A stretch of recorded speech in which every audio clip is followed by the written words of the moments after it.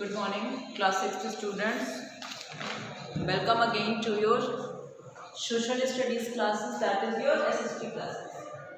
Okay, so class 6, we are studying chapter number 16 in your subject, which is emergence of new ideas and religions. ठीक है बच्चों, तो हम लोग chapter number 16 में पढ़ रहे हैं कि किस प्रकार से वैदिक एरा में न्यू रिलीजन्स का जन्म होता है, नए नए रिलीजन्स हमको समाज में देखने को मिलते हैं और फिर उसको लोगों ने कैसे फॉलो किया। ठीक है, तो हम लोग पढ़ रहे हैं अबाउट रिलीजन्स। तो हम लोगों ने इस क्लास में पार्ट 1 पढ़ लिया है। पार्ट 1 में हम लोगों ने ये देखा था कि कैसे रिलीजन्स इमर्ज हो रहे थे, है ना, न्यू, और हिंदुइज्म के बारे में हमने थोड़ा बहुत पढ़ा था। अब हम लोग आज पढ़ने वाले हैं about Jainism. So everyone should open the book and come to page number 111. Come to page number 111.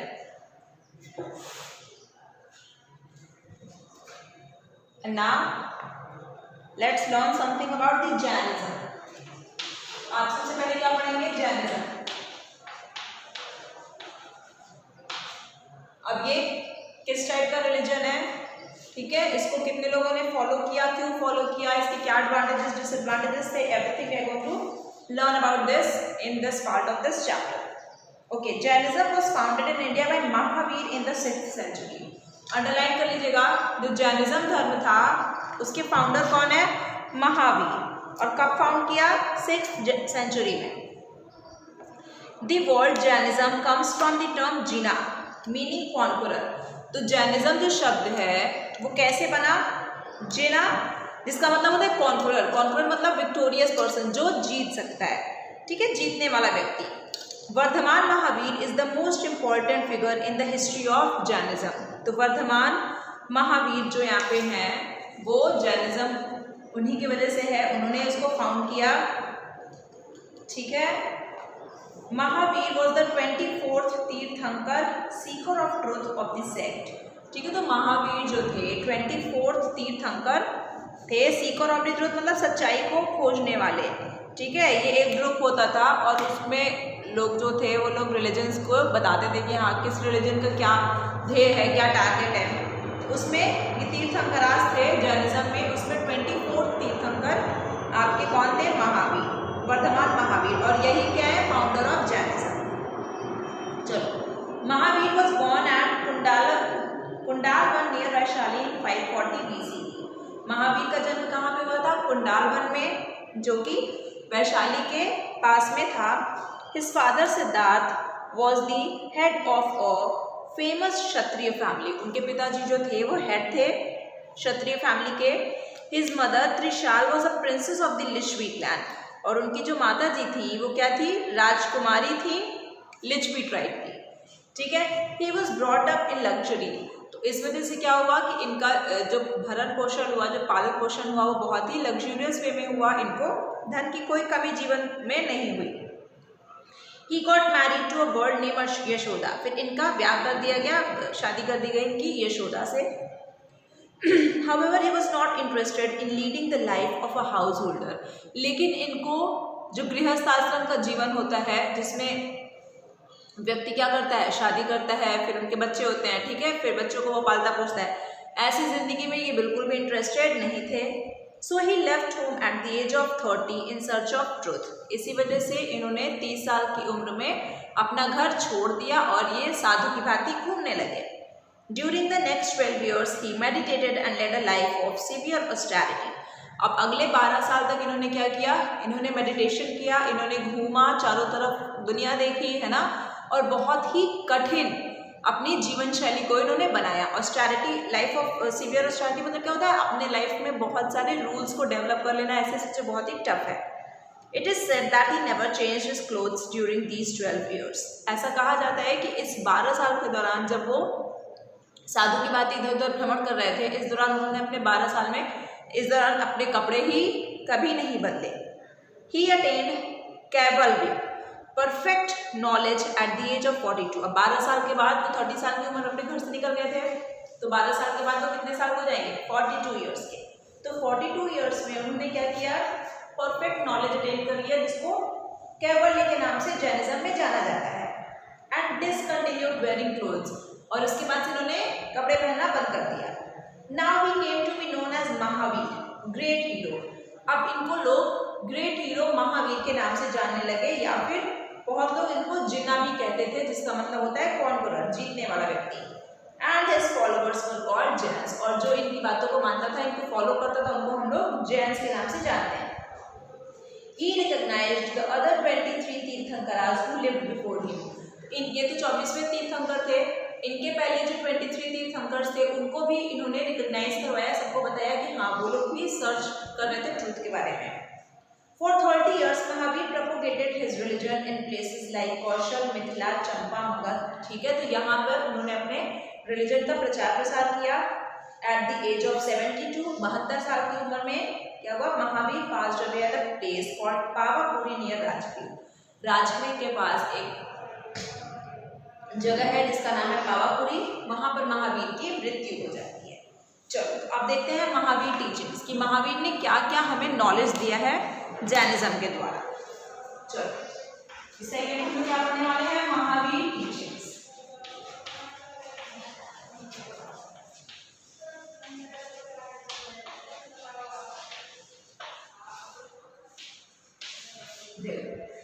इसमें क्या होता है, He never discussed God nor did he prescribe any rituals। उन्होंने कभी किसी भी भगवान का नाम नहीं लिया और किसी भी रिचुअल के बारे में नहीं बताया कि आपको ये संस्कार करना पड़ेगा तो आप किसी धर्म को अपना सकते हो।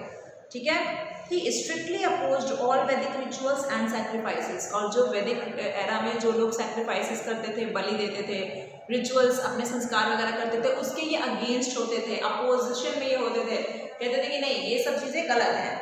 His teachings were simple। इनका जो ज्ञान देने का माध्यम था वो बहुत ही आसान था।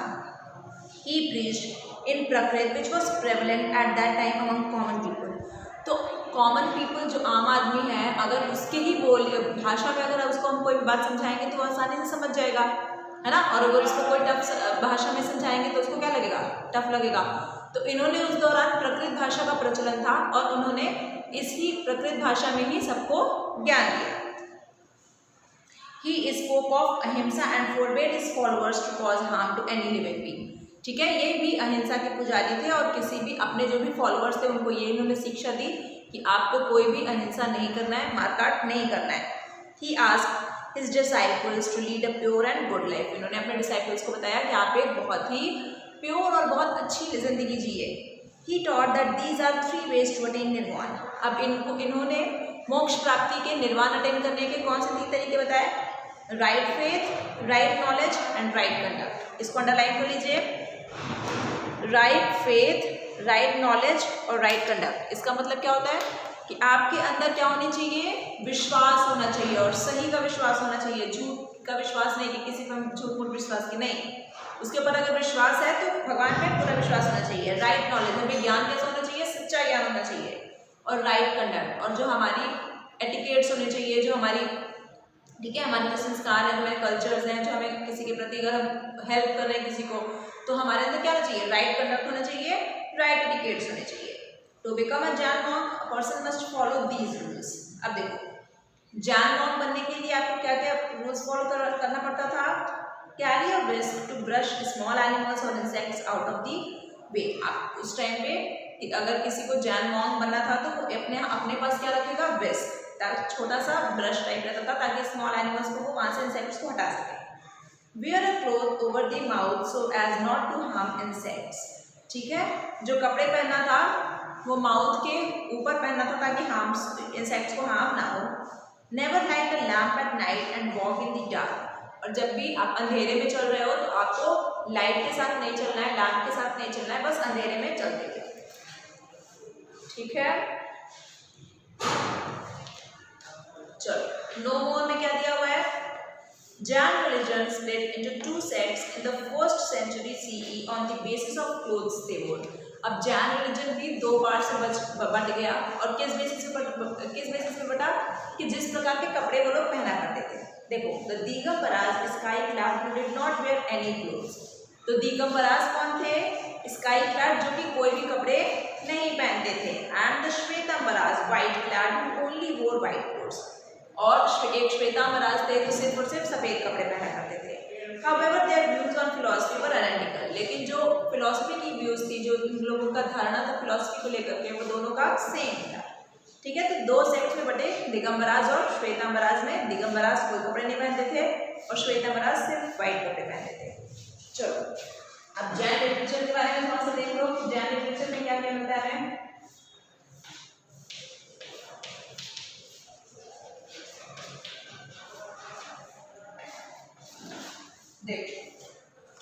The use of Sanskrit as language of priest was rejected by early Jains. अब संस्कृत थोड़ी सी टफ लैंग्वेज है ना, और उस दौरान वैदिक एरा में क्या था, प्रीस्ट जो थे, जो ब्राह्मण्स थे, वो सिर्फ और सिर्फ संस्कृत में मंत्र वगैरह उच्चारण करते थे।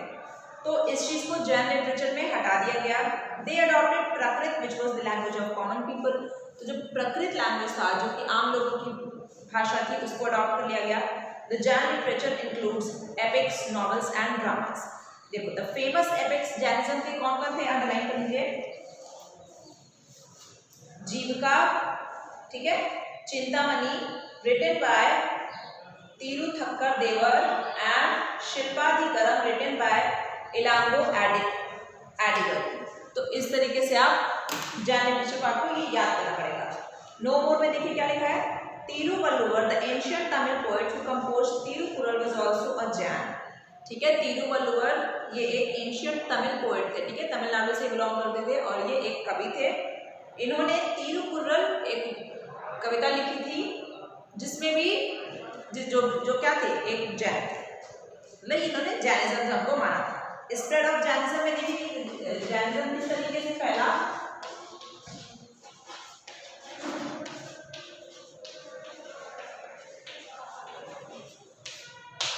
ये देख लेते हैं, Jain मुनीज और monks spread Mahavira's teachings to southern and western India. ठीक है, तो जैन मॉन्क्स जो थे उन्होंने कहाँ पे टीचिंग्स को दिया, सदर्न और वेस्टर्न इंडिया में। Later it is spread to Kalinga in Orissa. अब कलिंग में युद्ध हुआ था, अशोक ने किया था, आप लोगों ने देखा था।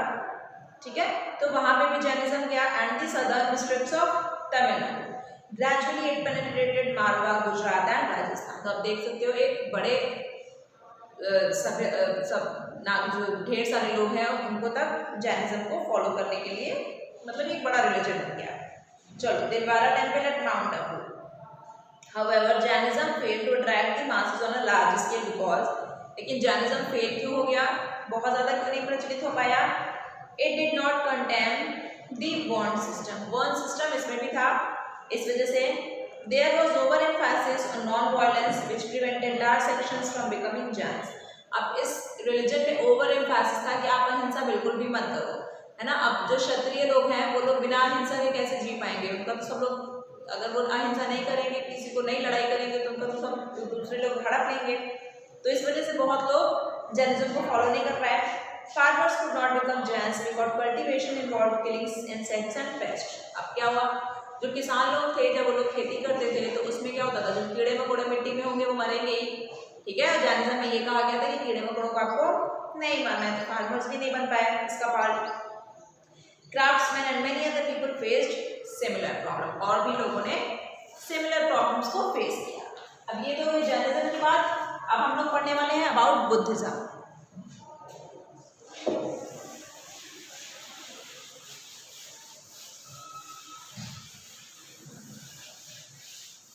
ये दोनों रिलीजन्स जैनिज्म और बुद्धिज्म बहुत इंपॉर्टेंट है।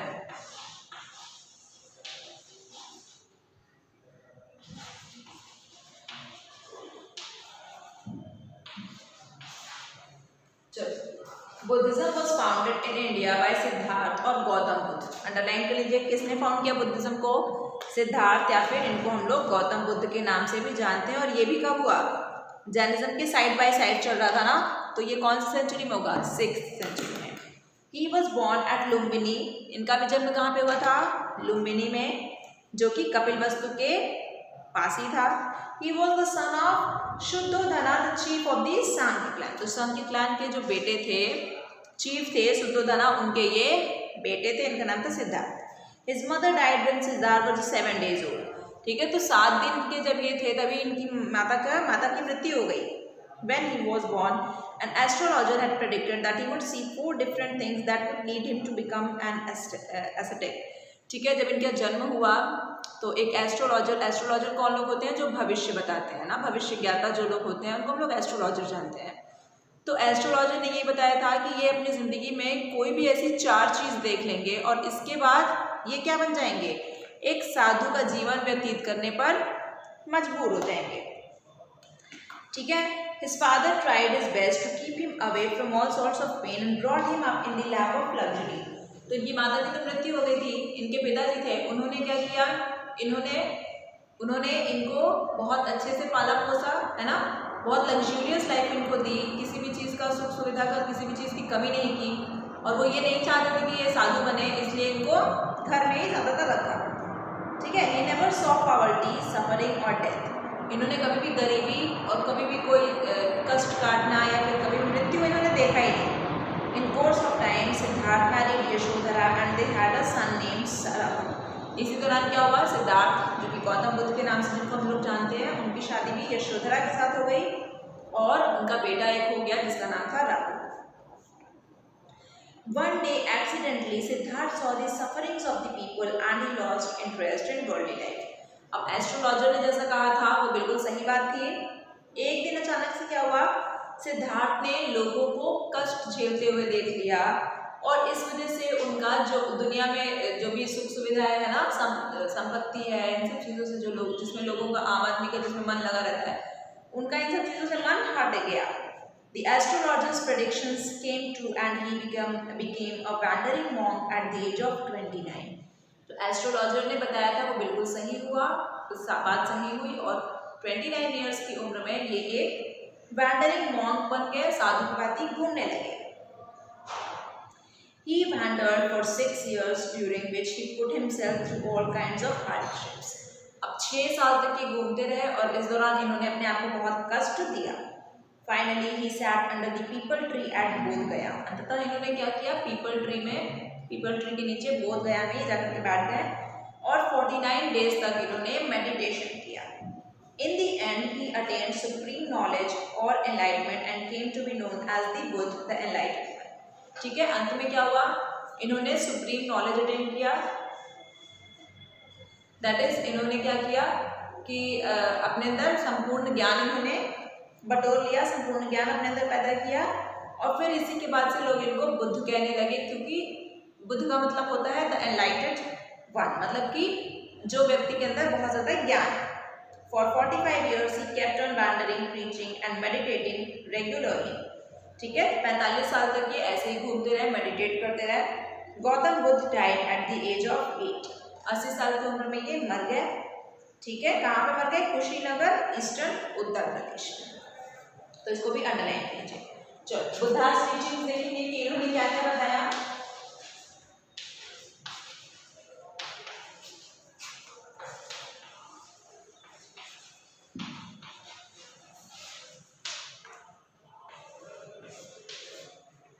देखो, Buddha told people to lead simple lives. इन्होंने भी, इनका भी देखो बुद्धिज्म और जैनिज्म में बहुत सारी चीज़ें सिमिलर हैं। ठीक है। बहुत सारी चीज़ें इसमें सामान्य। इन्होंने भी लोगों को बताया कि आप एक simple life Jio. He strongly believed in कर्म, ये भी कर्म में बहुत ज़्यादा भरोसा रखते थे। He believed that people suffer due to their desires. इन्होंने ऐसा कहा कि लोग जो हैं वो इस वजह से सफ़र करते हैं, इस वजह से दुख उठाते हैं क्योंकि उनके अंदर डिज़ायर होता है, उनके अंदर किसी चीज़ को पाने की इच्छा होती है, और जब आपकी इच्छा की पूर्ति नहीं होगी तो क्या होगा? आपको दुख लगेगा। Buddha preached non-violence and was opposed to animal sacrifices. तो बुद्ध ने भी नॉन वायलेंस को पढ़ाया, नॉन वायलेंस के बारे में बताया, अहिंसा के बारे में बताया, और उन्होंने भी, वो भी क्या थे? एनिमल सैक्रिफाइसेस के अगेंस्ट थे, वो एनिमल्स की बलि नहीं दिलवाते थे। Buddha delivered his first sermon at Sarnath near Varanasi. It was called धर्म चक्र प्रवर्तन, the turning of the wheel of law. तो बुद्ध ने अपनी पहली स्पीच, अपनी पहली टीचिंग कहाँ पे दी थी? नो मोर में है, आप इसको अंडरलाइन कर लीजिए। सारनाथ जो कि वाराणसी के नज़दीक है, इसको हम लोग किस नाम से जानते हैं? धर्म चक्र प्रवर्तन के नाम से, the turning of the wheel of law. इसका मतलब क्या होता है कि आपका जो चक्र है, मतलब जो लॉ मतलब होता है कानून, लेकिन जो रिलीजन के बारे में इन्होंने जो बताया तो उसमें इनका जो दिमाग इस तरीके से परिवर्तित हो गया, इसका मतलब उससे इसका रिलेशन है।